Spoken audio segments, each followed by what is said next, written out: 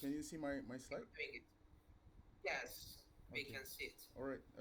Bismillah wa salatu wa salamu ala Rasulillah. First of all, thank you to the associations and thank you to Brother Ali Reza in specific for the invitations and the opportunity to speak at this platform, right? And I think it's already after Maghrib time from Kuala Lumpur.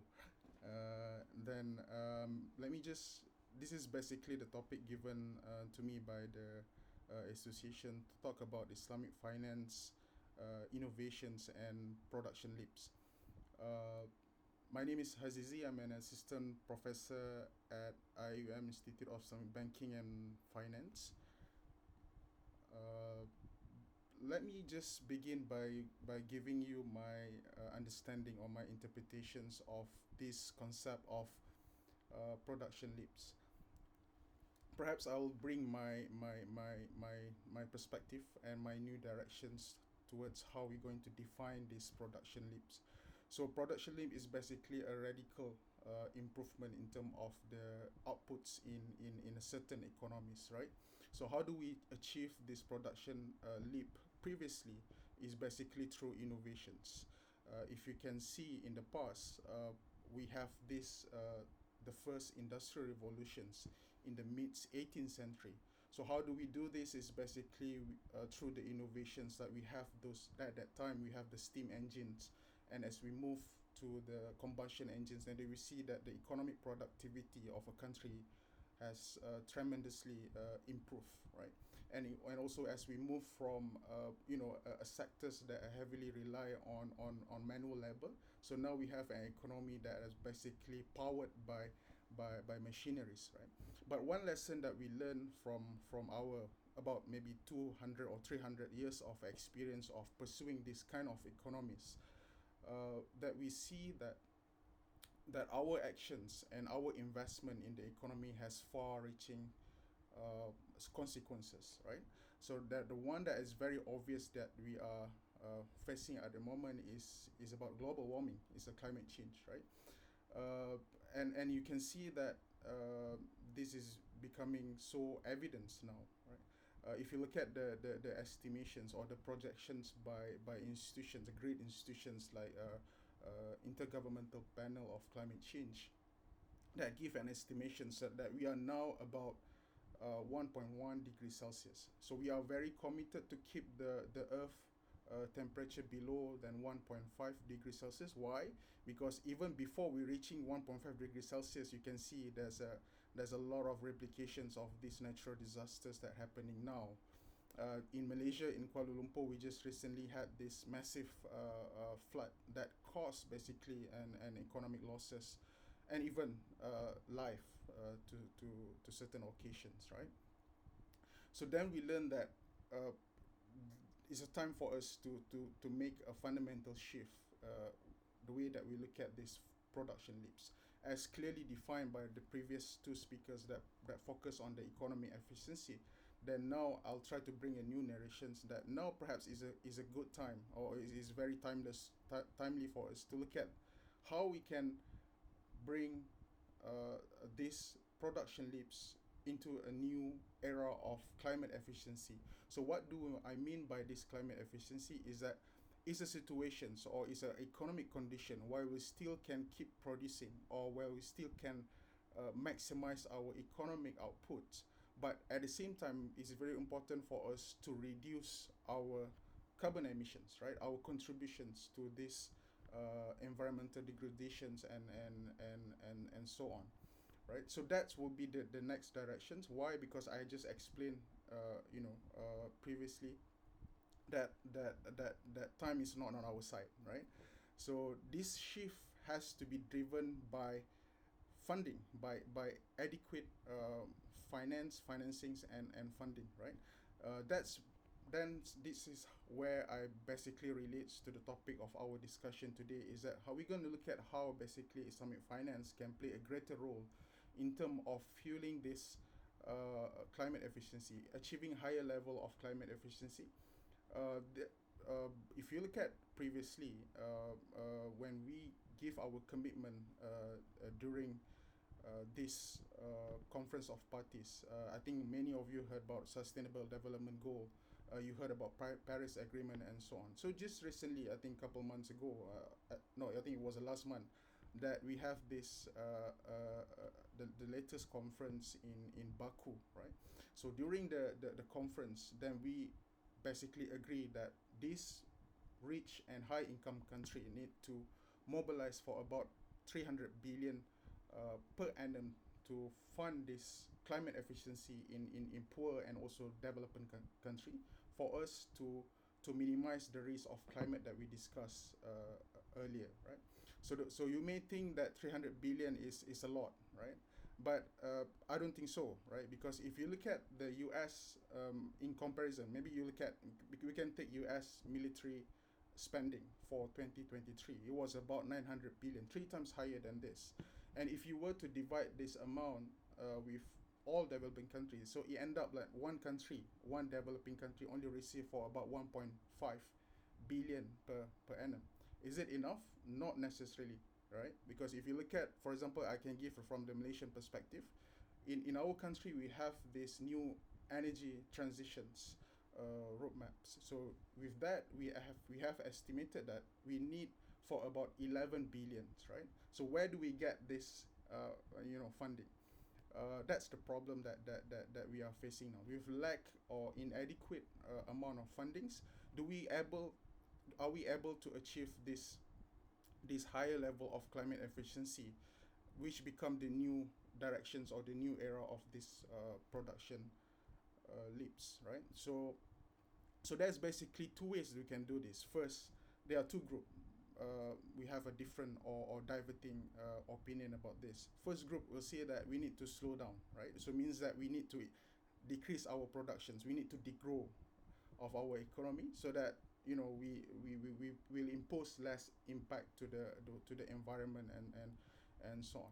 But this approach will create trouble or difficulties to those low income and developing nation, because they are still struggling with developments, right? They are struggling with poverty, achieving higher income growth, and creating employment and so on. So that could not be a possible solution to this. What the other possible solution is the one that we mentioned about climate efficiency, right? So it should become the new visions for production leaps. So how do Islamic finance can play a greater role? So this is the things that I would like to share with many of you. This is basically the experience or the aspirations of Malaysia towards moving towards closer toward this climate agenda and so on, through the mechanism or through the platform of Islamic finance. The first strategy is that we need to inculcate this impact mindset. What do I mean by this? Maybe I can go through one by one quickly. So previously, when we want to invest, like the previous speakers mentioned about crowdfunding, about issuing sukuk and so on. So the elements in making investment decision is always about risk and return. So in finance, we have this concept of risk-adjusted returns, right? So impact was never in considerations. Then we realized that while we achieving higher growth through these production leaps, but we're still facing a problem, the environmental problem and so on. So now Islamic financial institution, which is very crucial in terms of mobilizing the funding. Although some may argue that we are small, I think you can see the figure from the first speaker. Our size is about less than 1% of the entire financial assets. But that's only if you look at a global numbers, right? But if you look at country individually, for example, in Malaysia, so our financing shares of Islamic finance contributed by Islamic banks and Islamic financial institution is about 45% to 50%, and soon we're becoming the dominant side of the financial institution. Definitely, we can make a difference through this shift in mindset from that is the economic system that is basically driven by profits. Now we are putting another element into consideration, which is the impact decision. So means that whatever new products that you are coming up with from the industry, from the Islamic finance industry, you need to be able to foresee not only the profitability or the compliance with the Sharia principles, but you need to also be able to foresee this kind of impact that you'll be making to the society and also to the environment. So this is basically the aspirations of our religion itself. So inna Allah ya'muru bi'adli wal ihsan. So this is the objective of the religion itself, that we want to showcase through our financial practice and financial uh, dealings, right? So that's what would be the first strategy that we talk about. So there are many examples that we are trying to push the products in Malaysia at the moment. So one of them is sustainability linked financing.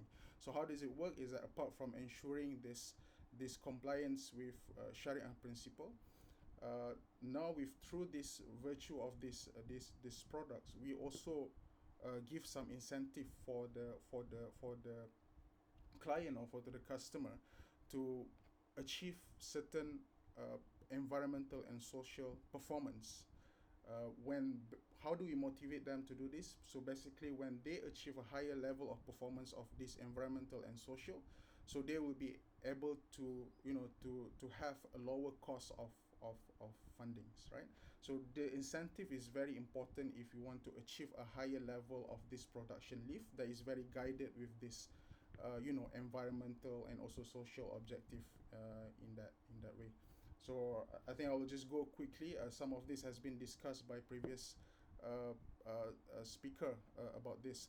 So one of the fundamental issue when it comes to this climate finance is about this heavy reliance on debt instrument. As we know that if we rely so much on debts through whatever instrument that we issue in Islamic finance, for example, Sukuk financing and others, the only problem here is that this debt financing is in hunger of looking for short-term profits and also returns, right? And which industry or which sector can give the best out of this means that the short-term returns is the oil and gas, these brown energy companies, right? So you definitely can get a fast return from by investing in this oil and gas company, but eventually you will, contribute to largely to environmental problem that we are facing now. So just correctly pointed by the previous speaker that we need to look at this alternative instrument like crowdfunding, private equity, that move away from heavy reliance on debts.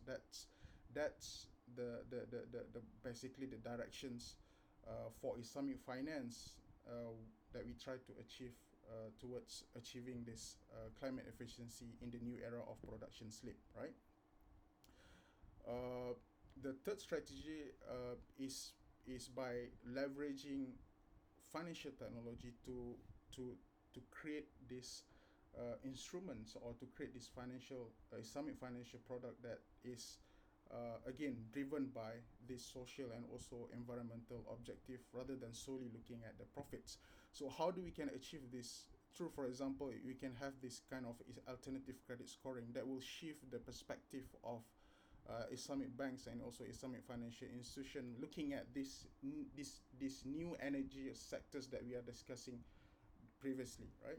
Because previously this kind of industry or sectors is deemed to be risky for Islamic banks, for Islamic financial institutions to fund this kind of activities, because they don't know what is going to be the output or the income that can be driven from or can be extracted from this kind of activities, because it's a lot of uncertainty going on. But if you manage to have this kind of financial technology, that definitely be helpful in terms of shifting the big chunk of the financing toward this new and also green technology, right? And then it's also important about pricing, right? And giving the incentive that we discussed earlier. So you cannot just force people, to put their resources or put their efforts to environmental without giving a fair and also,